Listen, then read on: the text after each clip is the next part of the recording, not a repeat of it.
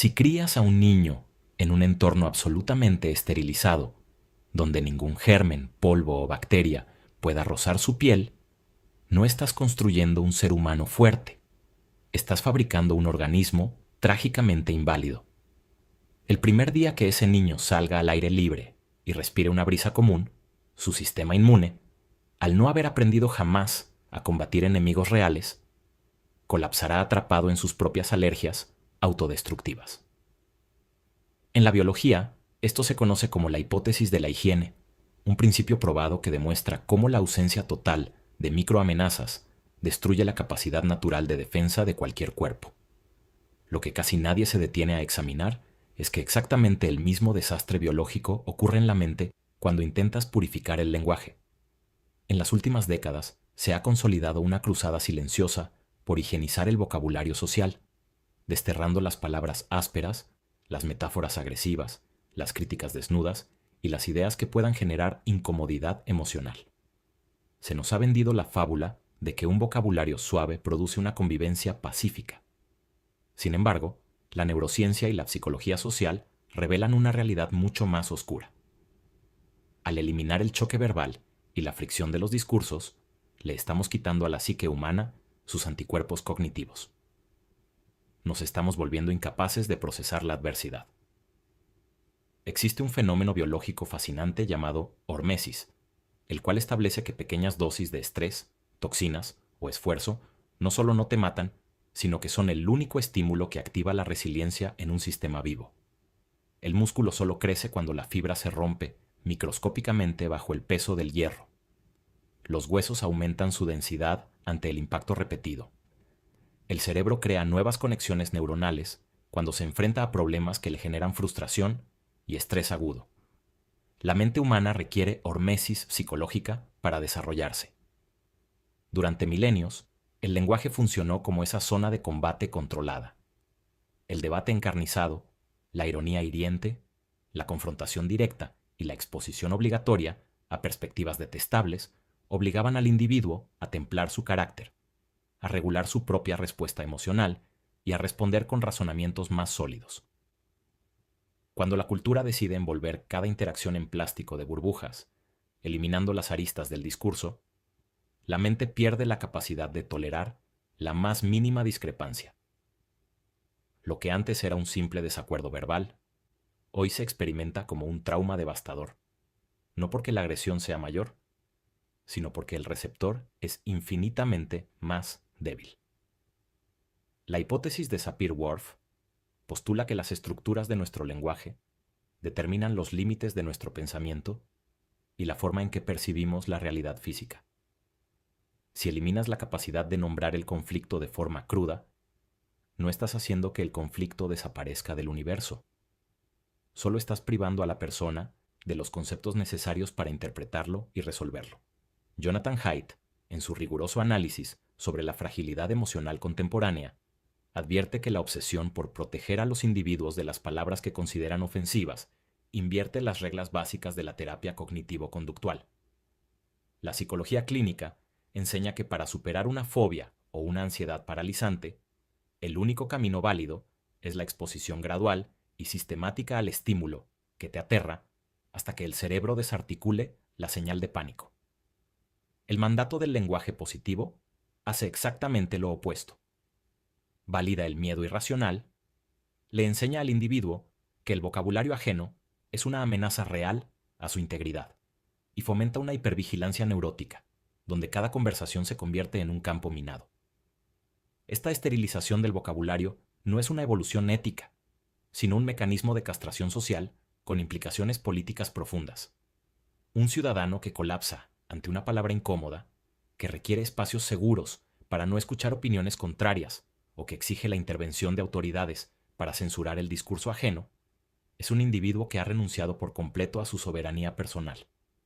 Si necesitas que una institución, una empresa tecnológica o un marco legal vigile la boca de tu vecino para que tu equilibrio emocional no se desmorone, te has convertido en un rehén. Te has vuelto un niño perpetuo. El poder siempre ha entendido que la forma más eficiente de dominar a una población no es mediante la violencia física, la cual suele engendrar rebelión, sino infantilizando la mente de los gobernados. Al convencer a las personas de que son demasiado frágiles para soportar la dureza de la verdad o la agresividad del debate libre, se genera una masa dócil que suplica ser protegida por los mismos estamentos que la controlan. La literatura ya había anticipado este proceso con una lucidez escalofriante. En 1984, la neolengua no fue diseñada únicamente para reprimir el pensamiento rebelde, sino para reducir gradualmente el abanico de las emociones humanas a su expresión más básica e inofensiva. Al achicar el lenguaje, los límites de la mente se encogen en la misma proporción. En la sociedad hiperconectada, la imposición de un código verbal endulzado actúa como una variante moderna de esta censura. No destruye los libros en la pira, sino que invalida las palabras que permiten cuestionar las verdades establecidas. Las ideas complejas, las contradicciones humanas más oscuras y las verdades incómodas requieren términos precisos, a menudo ásperos, para ser articuladas con fuerza. Cuando el vocabulario se reduce a frases dóciles, eufemismos burocráticos y un optimismo forzado, el pensamiento crítico pierde su filo. Se vuelve imposible construir un argumento disidente si los únicos bloques de construcción permitidos son de goma espuma. Hay una ironía macabra en esta supuesta búsqueda de la armonía. Al privar al ser humano de la fricción verbal natural, la agresividad no se extingue. Simplemente muta hacia formas mucho más perversas e invisibles. La violencia explícita y directa, al estar prohibida socialmente, cede su lugar a la agresión pasiva, la delación anónima, la exclusión burocrática y el linchamiento digital organizado. La sociedad que se jacta de haber desterrado la crudeza verbal es exactamente la misma que destruye vidas y reputaciones detrás de una pantalla, escudándose en una supuesta superioridad moral. Se ha cambiado la honestidad de una pelea a cara descubierta por el veneno lento de la cancelación institucional. Esta dinámica demuestra que la supresión del conflicto verbal no pacifica el espíritu humano, únicamente lo vuelve cobarde. La crueldad no desaparece, solo aprende a vestir de gala y a justificarse a través de la rectitud del procedimiento. Para la neurociencia, el lenguaje no es una simple herramienta de comunicación pasiva.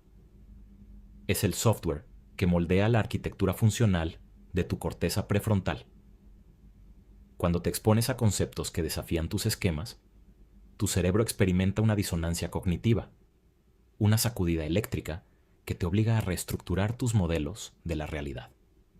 Si filtras sistemáticamente tu entorno para procesar solo estímulos agradables y palabras validadoras, esa red neural se atrofia por desuso. La plasticidad cerebral reacciona al entorno. Una mente que solo consume discursos acolchados pierde la capacidad de flexibilidad cognitiva, convirtiéndose en una estructura rígida que se rompe al menor impacto.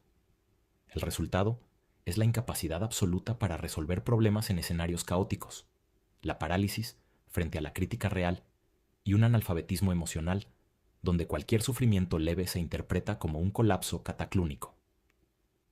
En el arte y la historia, las épocas de mayor esplendor intelectual jamás surgieron de consensos amables o de diálogos higienizados.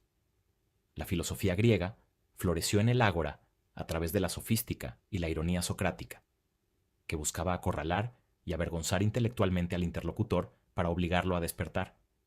El Renacimiento nació de la colisión violenta entre la teología medieval y el humanismo pagano. Las grandes revoluciones del pensamiento requirieron lenguajes volcánicos, capaces de nombrar la fealdad, la injusticia y la decadencia con una precisión hiriente. Si a esos pensadores se les hubiera exigido someter sus escritos a filtros de sensibilidad moderna, la civilización jamás habría salido del oscurantismo.